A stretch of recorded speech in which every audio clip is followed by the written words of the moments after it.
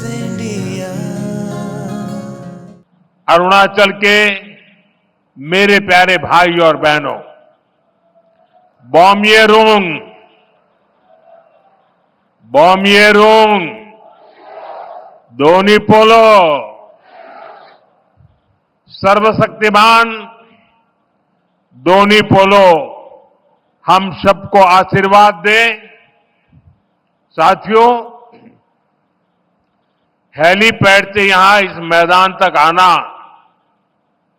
रास्ते में इतने सारे लोगों से मिलना, बच्चों के हाथों में तिरंगा, बेटे बेटियों के हाथों में तिरंगा, अरुणाचल का ये आदर सत्कार गौरव से भर देता है।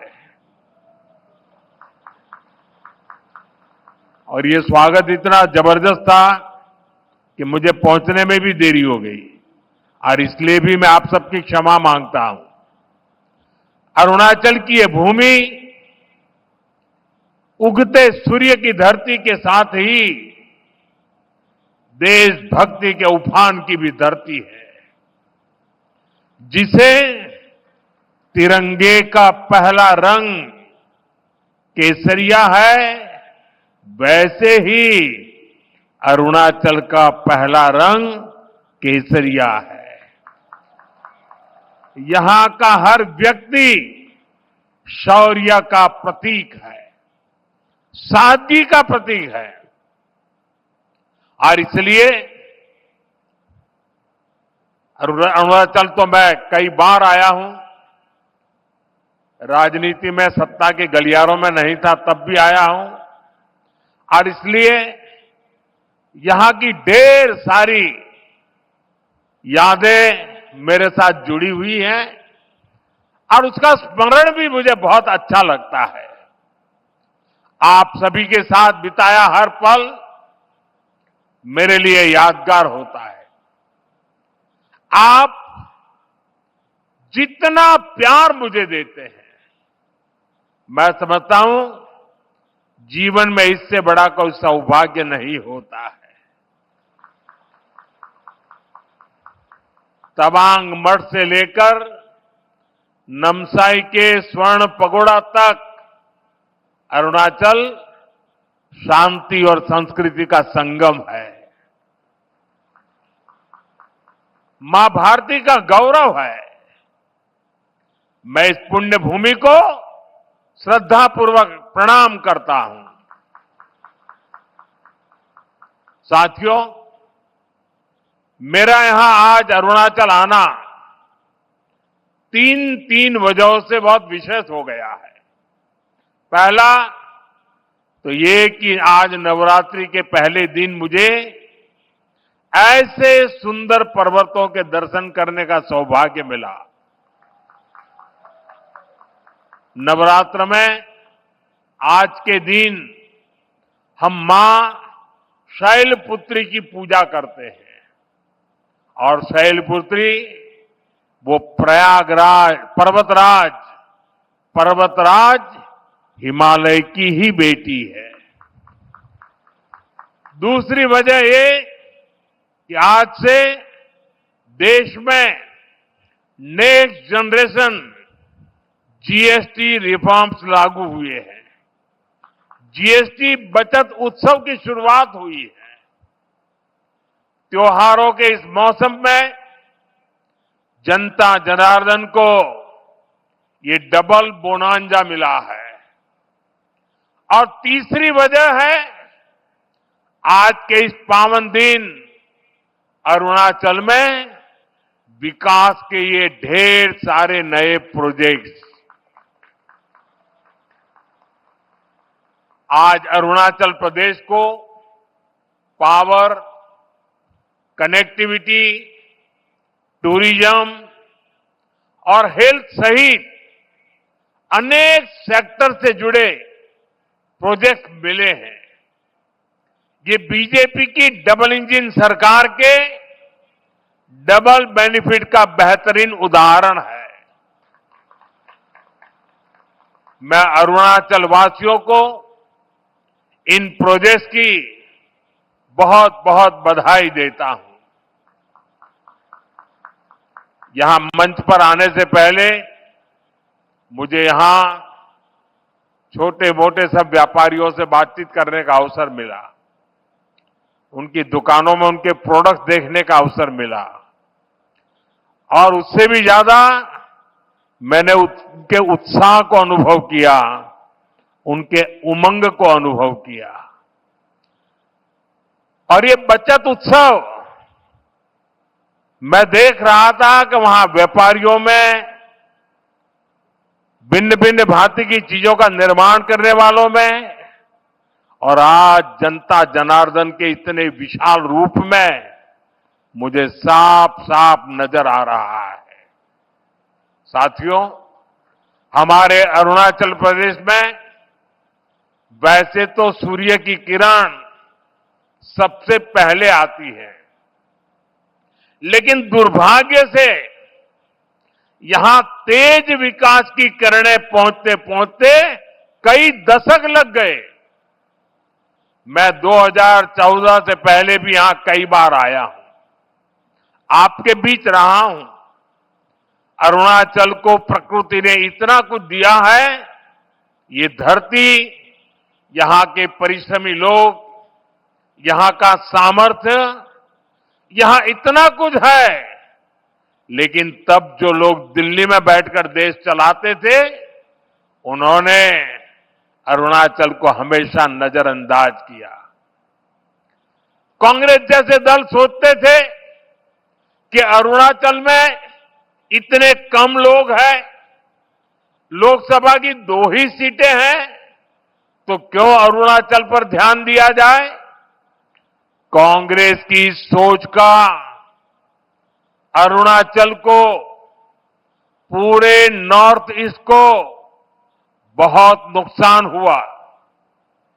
हमारा पूरा नॉर्थ ईस्ट विकास में बहुत पीछे छूट गया। साथियों, आपने जब 2014 में मुझे देश की सेवा का अवसर दिया, तो मैंने कांग्रेसी सोच से देश को मुक्ति दिलाने की ठान ली।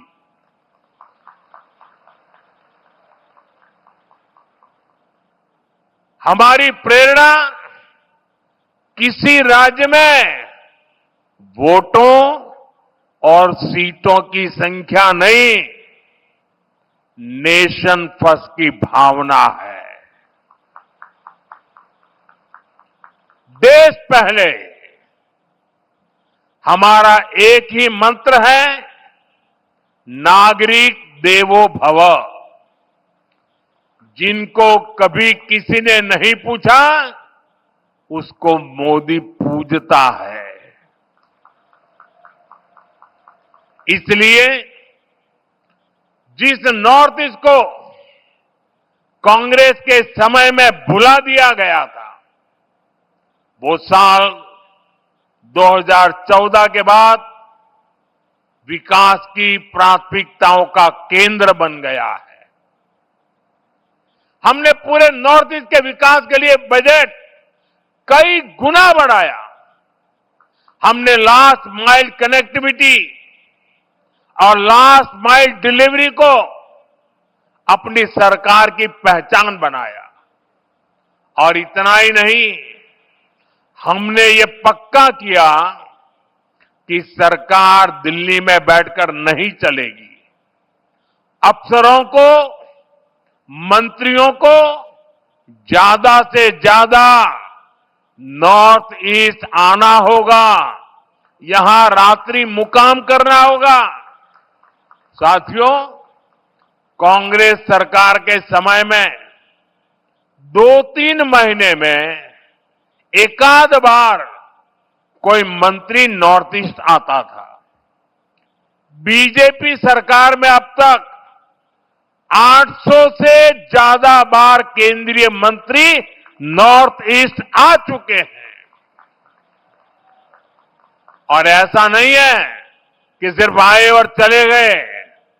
हमारे मंत्री आते हैं तो प्रयास रहता है कि वो दूर दराज के क्षेत्रों में जाए, जिलों में जाए, ब्लॉक में जाए, इतना ही नहीं, कम से कम एक रात रुक करके जाएं।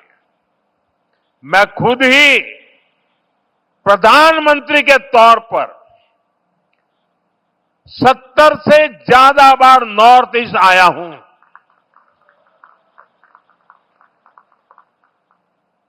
अभी पिछले हफ्ते ही मैं मिजोरम, मणिपुर और असम गया था और रात गुवाहाटी में रुका था।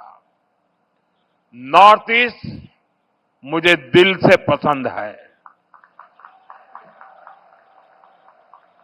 और इसलिए हमने दिल की दूरी भी मिटाई है, दिल्ली को आपके पास लेकर के आए हैं।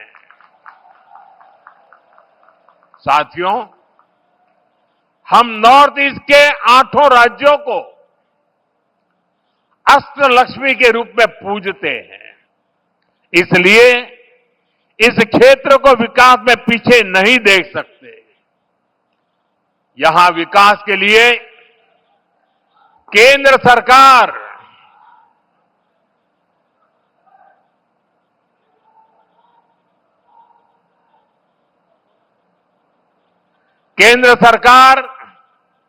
ज्यादा से ज्यादा पैसे खर्च कर रही है।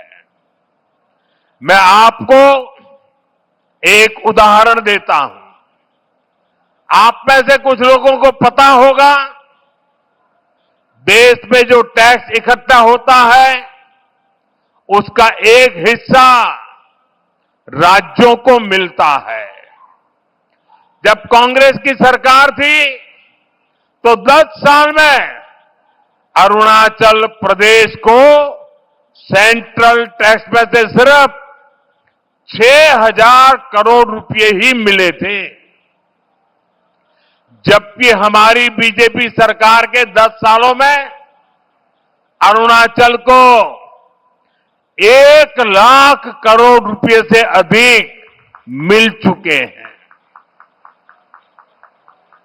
यानी बीजेपी की सरकार ने अरुणाचल को 16 गुना ज्यादा पैसा दिया है और ये सिर्फ टैक्स का हिस्सा है। इसके अलावा यहां अलग अलग स्कीम के तहत जो भारत सरकार खर्च कर रही है, जो बड़े बड़े प्रोजेक्ट यहां बन रहे हैं, वो तो अलग ही है। इसलिए आज आप अरुणाचल में इतना व्यापक, इतना तेज विकास होते देख रहे हैं। साथियों, जब नेक नियत से काम होता है, जब प्रयासों में ईमानदारी होती है, तो उसके नतीजे भी दिखते हैं। आज हमारा नॉर्थ ईस्ट देश के विकास की ड्राइविंग फोर्स बन रहा है और बहुत बड़ा फोकस यहां सुशासन पर है, गुड गवर्नेंस पर है। हमारी सरकार के लिए नागरिकों के हितों से बड़ा कुछ भी नहीं। आपका जीवन आसान बने और आसान बने, इसलिए ईज ऑफ लिविंग, आपको आने जाने में मुश्किल ना हो, इसलिए ईज ऑफ ट्रैवल, आपको इलाज में परेशानी ना हो, इसलिए ईज ऑफ मेडिकल ट्रीटमेंट, आपके बच्चों को पढ़ाई में दिक्कत ना हो, इसलिए ईज ऑफ एजुकेशन, आपको व्यापार कारोबार में परेशानी ना हो, इसलिए ईज ऑफ डूइंग बिजनेस। इन सारे लक्ष्यों को लेकर यहां डबल इंजन की बीजेपी सरकार काम कर रही है। जिन इलाकों में पहले कोई सड़कों की सोच भी नहीं सकता था, आज वहां अच्छे हाईवे बन रहे हैं। सेला टनल जैसा इंफ्रास्ट्रक्चर कुछ साल पहले तक ये सोचना भी असंभव था, लेकिन आज सेला टनल अरुणाचल की पहचान बन चुकी है। साथियों, केंद्र सरकार का प्रयास है कि अरुणाचल सहित नॉर्थ ईस्ट के दूर दराज के इलाकों में हेलीपोर्ट बने, इसलिए इन क्षेत्रों को उड़ान स्कीम से जोड़ा गया है। यहां जो होलोंगी एयरपोर्ट है, वहां भी नई टर्मिनल बिल्डिंग बन चुकी है। अब यहां से सीधे दिल्ली को फ्लाइट मिलती है। इससे आम पैसेंजर्स को, स्टूडेंट्स को, टूरिस्ट को तो फायदा होता ही है, यहां के किसानों और छोटे उद्योगों को भी लाभ हो रहा है। यहां से देश के बड़े बाजारों तक फल सब्जियां पहुंचाना, अपनी उपज पहुंचाना अब और आसान हो गया है। साथियों, हम सभी 2047 तक अपने देश को विकसित बनाने के लक्ष्य को लेकर चल रहे हैं। और भारत तभी विकसित होगा जब देश का हर राज्य विकसित होगा। भारत तभी विकसित होगा जब देश का राज्य राष्ट्र के लक्ष्यों के साथ कंधे से कंधा मिलाकर चलेगा।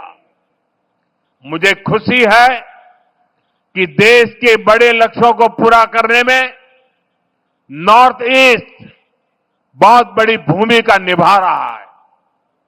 पावर सेक्टर इसका बेहतरीन उदाहरण है। भारत ने 2030 तक 500 गीगावाट बिजली, 500 गीगावाट बिजली गैर परंपरागत स्रोतों से पैदा करने का लक्ष्य रखा है। ये लक्ष्य सोलर पावर, विंड एनर्जी, पानी से बिजली बनाकर पूरा किया जाएगा। हमारा अरुणाचल प्रदेश इसमें देश के साथ कदम ताल करते हुए चल रहा है। आज जिन 2 पावर प्रोजेक्ट्स का शिलान्यास किया गया है, वो पावर प्रोड्यूसर के रूप में अरुणाचल की स्थिति को और मजबूत करेंगे। इससे अरुणाचल के हजारों नौजवानों को नौकरियां मिलेगी और यहां विकास के कार्यों के लिए सस्ती बिजली भी उपलब्ध होगी। कांग्रेस की एक पुरानी आदत है कि विकास का जो भी काम मुश्किल होता है, उस काम को वो कभी हाथ ही नहीं लगाते, भाग जाते। कांग्रेस की इस आदत का नॉर्थ ईस्ट को, अरुणाचल को भी बहुत नुकसान हुआ। जो मुश्किल इलाके होते थे, जो पहाड़ों में हो, ये जंगलों के बीच हो, जहां विकास के काम करना चुनौती होता था, उन क्षेत्रों को कांग्रेस पिछड़ा घोषित करके भूल जाती थी। इसमें देश के ट्राइबल इलाके, नॉर्थ ईस्ट के जिले सबसे अधिक थे। जो बॉर्डर से सटे गांव थे, उनको देश के लास्ट विलेज कहकर कांग्रेस अपना पल्ला झाड़ लेती थी।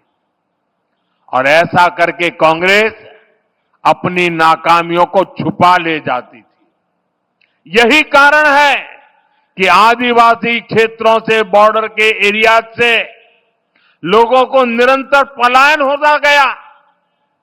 साथियों, हमारी सरकार ने, बीजेपी ने इस अप्रोच को भी बदल दिया।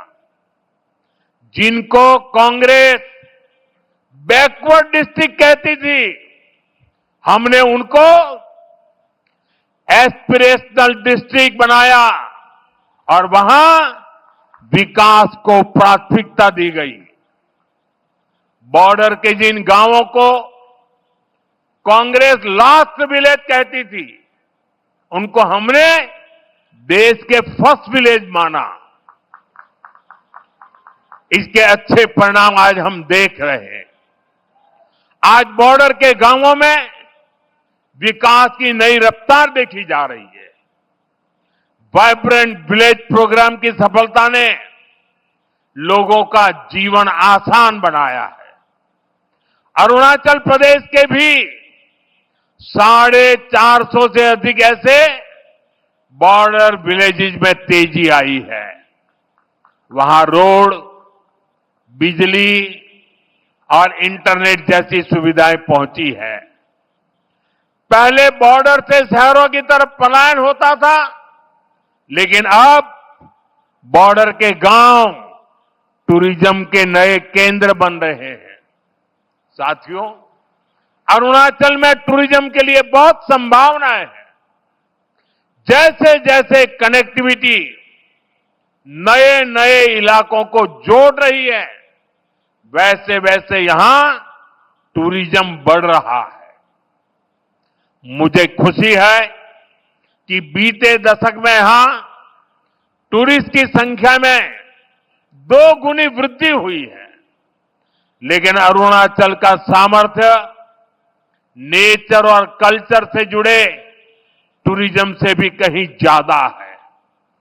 आजकल दुनिया में कॉन्फ्रेंस और कंसर्ट टूरिज्म की भी बहुत बाढ़ आ रही है, बहुत बढ़ रहा है।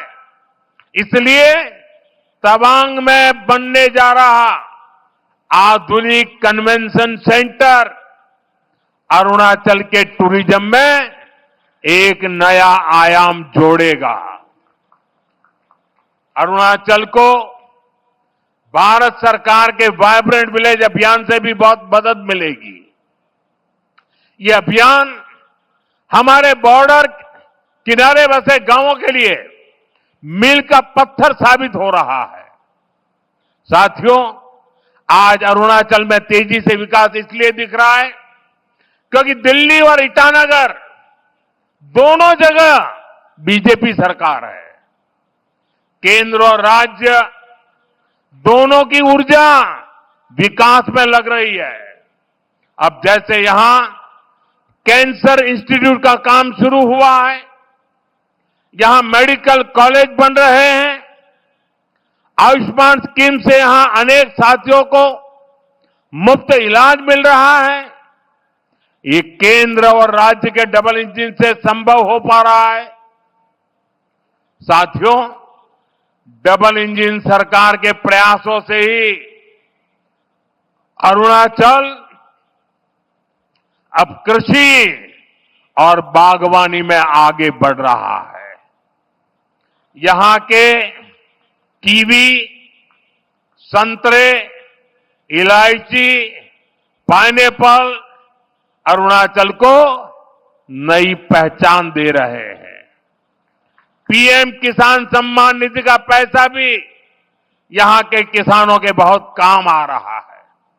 साथियों, माताओं, बहनों, बेटियों को सशक्त करना हमारी बहुत बड़ी प्राथमिकता है।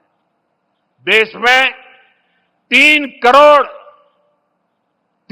करोड़ लखपति दीदियां बनाने हैं, ये बहुत बड़ा मिशन है, लेकिन ये मोदी का मिशन है। मुझे खुशी है कि पेमा खांडू जी और इनकी टीम इस मिशन को भी गति दे रही है। यहां बड़ी संख्या में वर्किंग वुमेन हॉस्टल बनाने का जो काम शुरू हुआ है, उससे भी बेटियों को बहुत सुविधा होगी। साथियों, यहां बहुत बड़ी संख्या में माताएं बहनें आई हैं। मैं आपको जीएसटी बचत उत्सव की फिर से एक बार बधाई दूंगा। नेक्स्ट जनरेशन जीएसटी रिफॉर्म का भी बहुत बड़ा फायदा उन्हें ही मिलने वाला है। आपको अब हर महीने घर के बजट में बहुत राहत मिलने वाली है।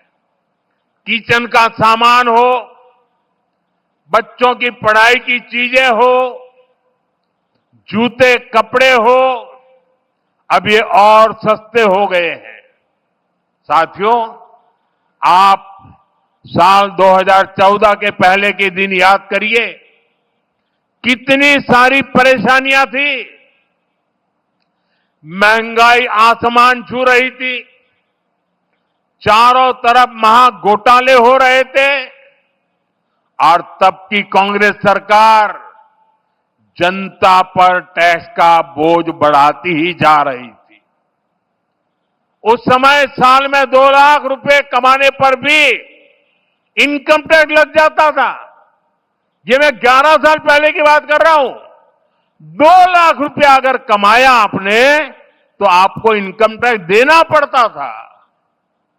और आम जरूरत की कई चीजों पर कांग्रेस की सरकार 30% से अधिक टैक्स लेती थी। बच्चों की टॉफी पर भी इतना टैक्स लगाया जाता था।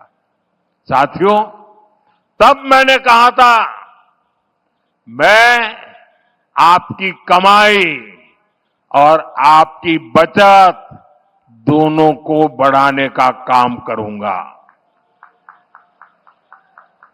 बीते सालों में देश के सामने अनेक बड़ी बड़ी चुनौतियां आई, लेकिन हम इनकम टैक्स घटाते गए। इसी साल हमने, अब विचार कीजिए, 11 साल पहले 2 लाख, इसी साल हमने 12 लाख रुपए तक की वार्षिक आय पर इनकम टैक्स 0 कर दिया। और आज से जीएसटी को भी हमने सिर्फ 2 स्लैब तक सीमित कर दिया है, 5% और 18%। बहुत सारी चीजें अब टैक्स फ्री हो गई है। बाकी सामान पर भी टैक्स बहुत कम हो गया है। आप आराम से अब अपना नया घर बना सकते हैं। कोई स्कूटर, बाइक खरीदना है, बाहर खाना पीने के लिए जाना है, कहीं घूमने फिरने जाना है, ये सब पहले से सस्ते हो गए हैं। ये जीएसटी बचत उत्सव आपके लिए बहुत यादगार बनने वाला है। साथियों, मैं अरुणाचल प्रदेश की हमेशा इस बात के लिए प्रशंसा करता हूं कि आप सभी नमस्कार से भी पहले जय हिंद कहते हैं। आप वो लोग हैं जो देश को स्वयं से भी पहले रखते हैं। आज जब हम सब मिलकर विकसित भारत बनाने के लिए इतनी मेहनत कर रहे हैं, तो देश की हमसे भी एक अपेक्षा है। ये अपेक्षा है आत्मनिर्भरता की। भारत विकसित तभी होगा जब भारत आत्मनिर्भर होगा। और भारत की आत्मनिर्भरता के लिए जरूरी है स्वदेशी का मंत्र। आज समय की मांग है, देश की मांग है कि हम स्वदेशी अपनाएं, खरीदे वही जो देश में बना हो, बेचे वही जो देश में बना हो, गर्व से कहें ये स्वदेशी है। मेरे साथ बोलेंगे? आप लोग मेरे साथ बोलेंगे? मैं कहूंगा गर्व से कहें, आप कहें ये स्वदेशी है। गर्व से कहें, गर्व से कहें, गर्व से कहें। इसी मंत्र पर चलते हुए देश का विकास होगा, अरुणाचल का, नॉर्थ ईस्ट का विकास तेज होगा। एक बार फिर आपको इन विकास परियोजनाओं के लिए बहुत बहुत शुभकामनाएं देता हूं। आज नवरात्रि का पावन पर्व भी है, बचत उत्सव भी है। तो इस उत्सव में शरीक होने के लिए मेरी एक रिक्वेस्ट है आपको, अपना मोबाइल फोन बाहर निकालिए और मोबाइल फोन का फ्लैश लाइट चालू कीजिए। सब अपने मोबाइल की फ्लैश लाइट चालू करें। सबके मोबाइल की फ्लैश लाइट चालू करिए और हाथ ऊपर कीजिए सबका। सब अपने मोबाइल की फ्लैश लाइट। ये बचत उत्सव का नजारा है, ये बचत उत्सव की ताकत है। ये नवरात्रि का प्रथम दिन है। देखिए, प्रकाश ही प्रकाश है और अरुणाचल का प्रकाश पूरे देश में फैल जाता है। देखिए, चारों तरफ नजारा देखिए, चारों तरफ नजारा देखिए, रोशनी ही रोशनी, चमकते तारों की तरह। मेरी आप सबको बहुत बहुत शुभकामनाएं, बहुत बहुत धन्यवाद।